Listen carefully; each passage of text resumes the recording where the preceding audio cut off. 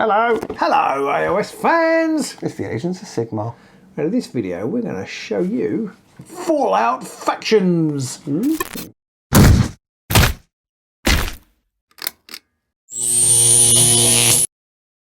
Nuka World! Nuka World! So we got this a few weeks ago. We've finally got a chance to unboxerate it. Yes, we have played a demo of this game. You can get a free demo, which people put in a link in the description below, where you can just play. We just played it with some ordinary Necromunda figures.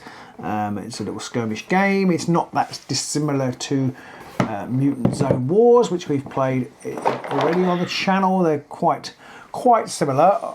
We haven't played this one enough yet to know which is better. We will report back.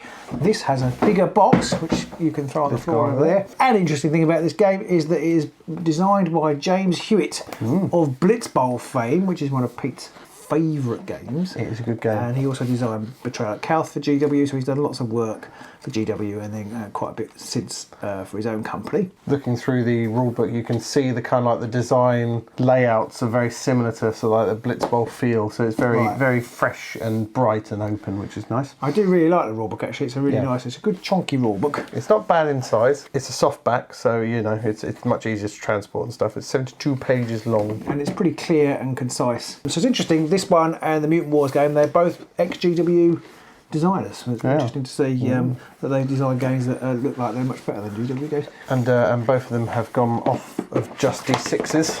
Oh yes. What we've got in here is the map that you need. The play mat. So the play area is a little smaller than a lot of games. It's certainly smaller than Mutant Year Zero, so it's more rectangular. I love the fact that you get a poster on the back of it. I know we've taken the lid off and thrown it on the floor. I'm going to have a quick look at what's in the box. So we've got an 80-page rulebook, an initiative token, some harm tokens, various tokens. I'm not going to read them all out. It uses D10s, and in fact there's loads of tokens. And it's got some blank rosters because you can build your teams like you can in games like Necromunda. And then there's all the sprues and miniatures in here. And a tape measure. Punch out and a tape measure, which actually we have already sneaked in here because I have taken the miniatures out and assembled some of them so we can report back on what that was like. There's a roster on top here, look. These are the things you're never going to write on because they are really nice, slightly thicker stock, and they're slightly shiny, so you're going to photocopy that immediately. Yeah, I imagine it's available for PDF as well, and you print it out and never use it. The tokens in this game might be some of the best quality they are thick as I have ever used. I mean, look at this. It's got like some Nuka-Cola bottles in it, and they are big, thick tokens. They're almost as thick as they are wide. Really, really good cardstock. The cardstock is about double the thickness of most cardstock you get in games. Yeah, and Pete there's got the buildings that come with it that you can put on the playmat, and they are really. The detail on them is excellent, but I really like it. It's really thematic. So there's a Nuka-Cola stall, and it kind of ties in with the Fallout world. It's kind of dripping authenticity.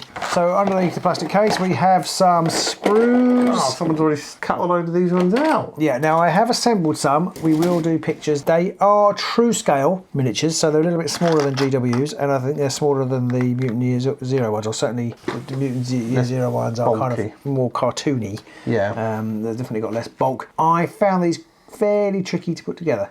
The instructions I don't think were as clear as they could be. The actual assembly instructions weren't too bad, but it wasn't clear which bits were which. Like arms that go with guns and stuff like that. And I had that horrible feeling when I was doing it about the WYSIWYG that I never like. I don't think it matters too much in this game, but I was very concerned that I was picking one option of two each time I was making a lot of the models. There are two factions in here, and they are the Operators and the Pack.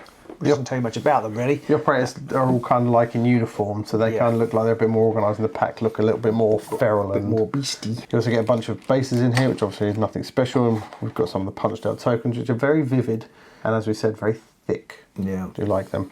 And there is even a very nice little token that you can flip that has a bottle or a broken bottle on the bottom and the bottle top, so it's obviously heads or tails. The piece of resistance. The piece of resistance here. This is fantastic. It's a little tape measure, because a lot of these games just assume you've got a tape measure, and a lot of the time you do, but this one actually is branded with the Fallout logo as well, which is pretty nice. Yeah, that's cool. And there's some lovely D10s, chunky D10s. Yep. In two vibrant colours. I don't know whether we'll feel like we need more of those or not as we play, but hopefully not. There seems to be quite a lot in there. Yep. And they've got on the zeros, they've got a little Coke symbol, not Coke symbol, the Coke bottle lid, yeah, or the Nuka bottle on the blue ones. So that's a brief overlook of what you get in the box. Yeah, as we said, there are free-to-play quick start rules available online, which we will put in a link below. We're going to go away and have a game now.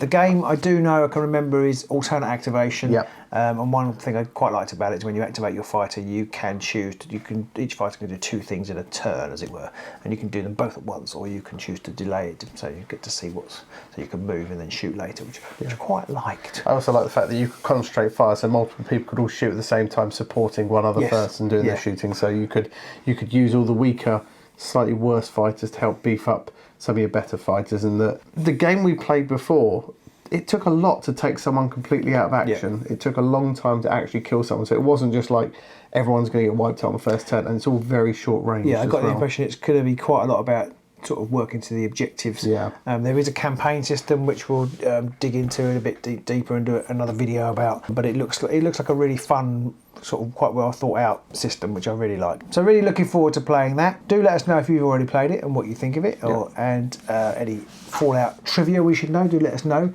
in the comments below. And if you've got any questions about the game that we haven't covered yet, or that you would like to see us cover in another video, then do shout them out as well. Absolutely, and if you've enjoyed this, please do click subscribe. And click that like button too. And don't forget to set your notifications so that you'll be made aware every time we release a new video. So we'll see you soon, maybe in the Underworld. Maybe in the Nuka World.